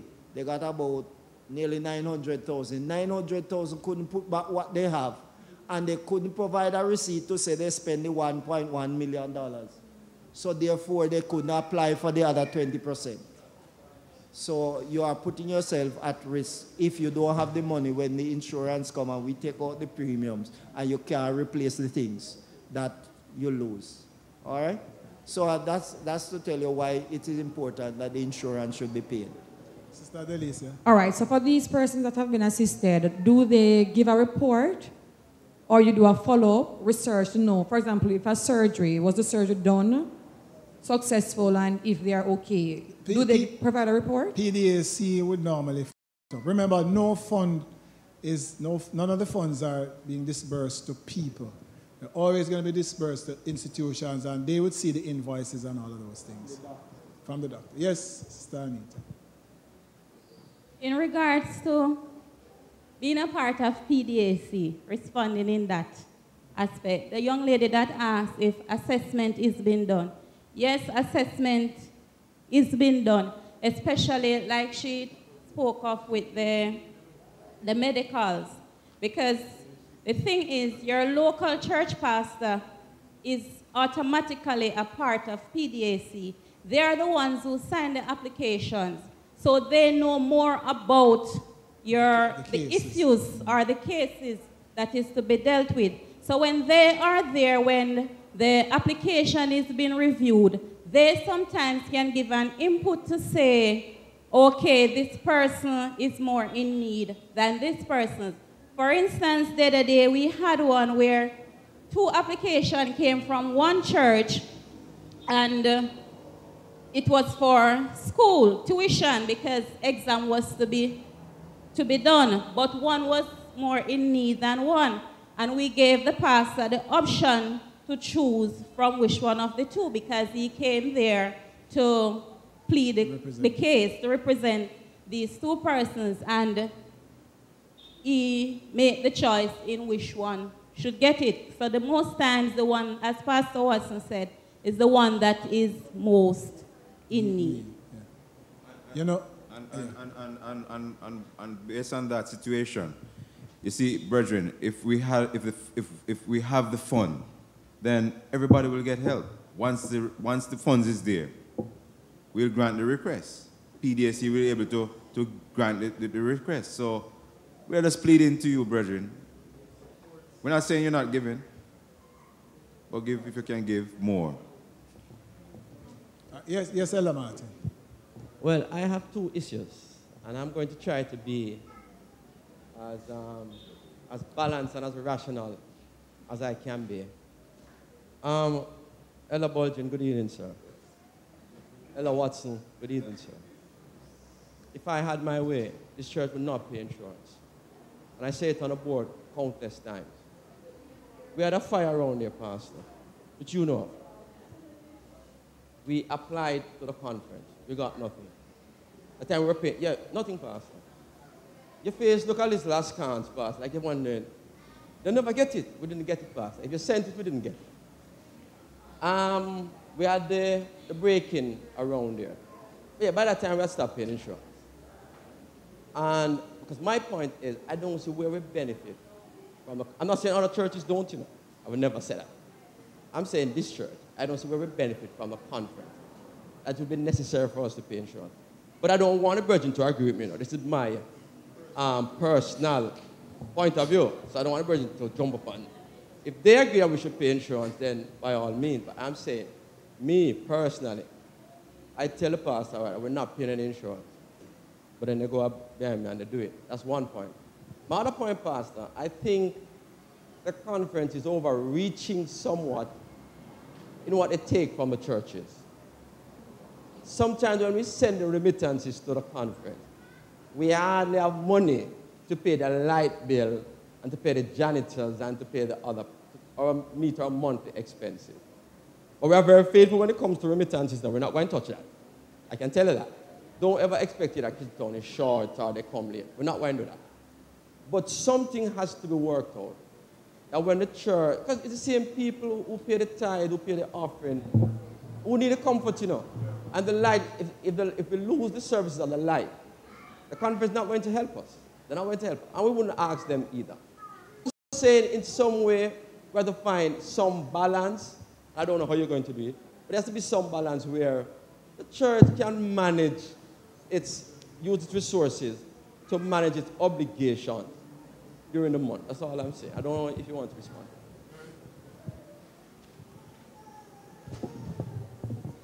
I hear you. I hear you. But if all the members were faithfully returning a full tithe, plus giving faithful offering, as the Spirit of Prophecy said, there will be no lack in the church. There will be no lack. So we understand that some churches are having challenges because the offering is so low.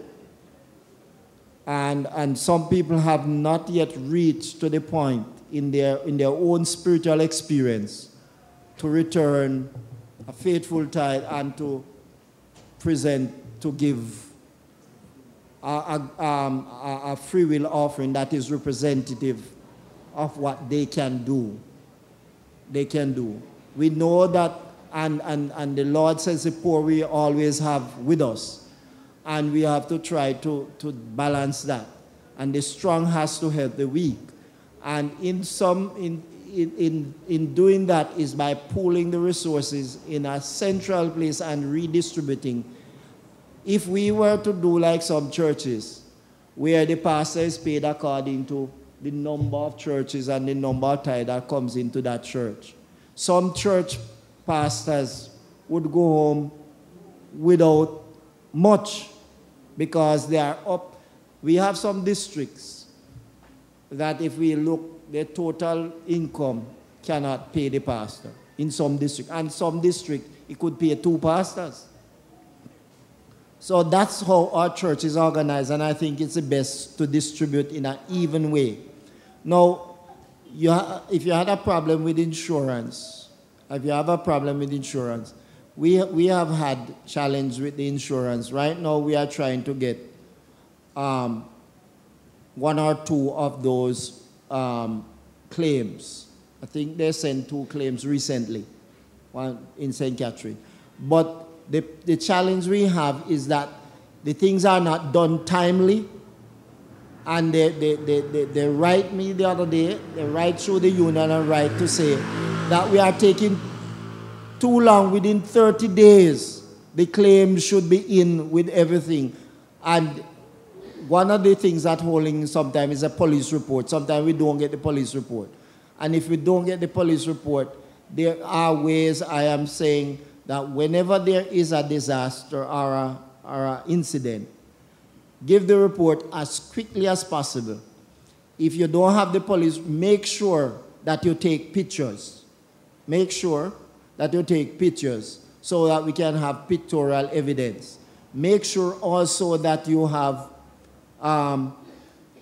whoever the police or the fireman or the police who comes to do the investigation, have the person's name, his station, and his badge number.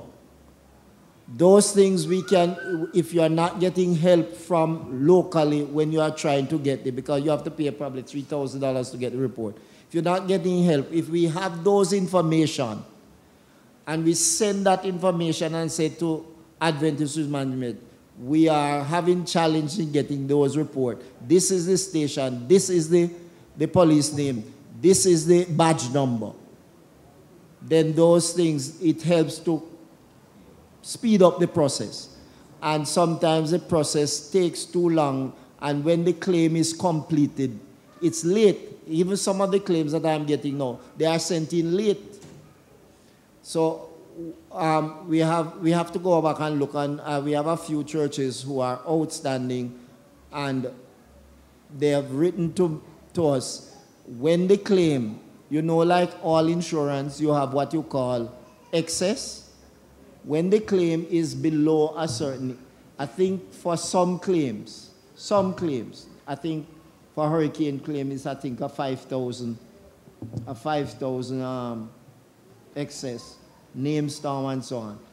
For burglar, I don't think they use that excess, but they look on what you insure and so on. And Adventist risk management is so good that they don't use the average clause. Because sometimes if they use the average clause, you recognize that you have more of the liability than, you take more of the liability than the insurance does. So let us, what I find out now, I am having, because all of that comes to my desk, and I was dealing with it, I am kind of delegating that insurance to somebody else in the office so that it can get more urgent attention and more follow-up. So in the past, there has been some challenge. I can agree with you. All right. I want to thank you very much for giving us the opportunity to share with you this afternoon. A couple months ago, I had a discussion with one of the PDAC officers in Manchester, and he gave me a very disturbing account as to a project they were doing. A hurricane, not Ivan, what was the other one after Ivan again? I'm trying to remember that one. No, I don't remember. It's one of those hurricanes. This happened about 7 years ago. About 7 years ago, I don't remember the name now. But we had a church brother who lost his roof in that hurricane. So from that time to early this year, that church brother was still living roofless. Seventh-day Adventist. And he said that he felt very embarrassed as an Adventist because the other nominal churches, they looked after their members. Our Adventist brother never had a roof. He had just tarpaulin. And he said when they learned of it, he went to his PDAC and he said, no, man, I'll fix up our own church, brother. The man was there for, I think it's 7 years ago since we had that hurricane. That happened in Mandeville.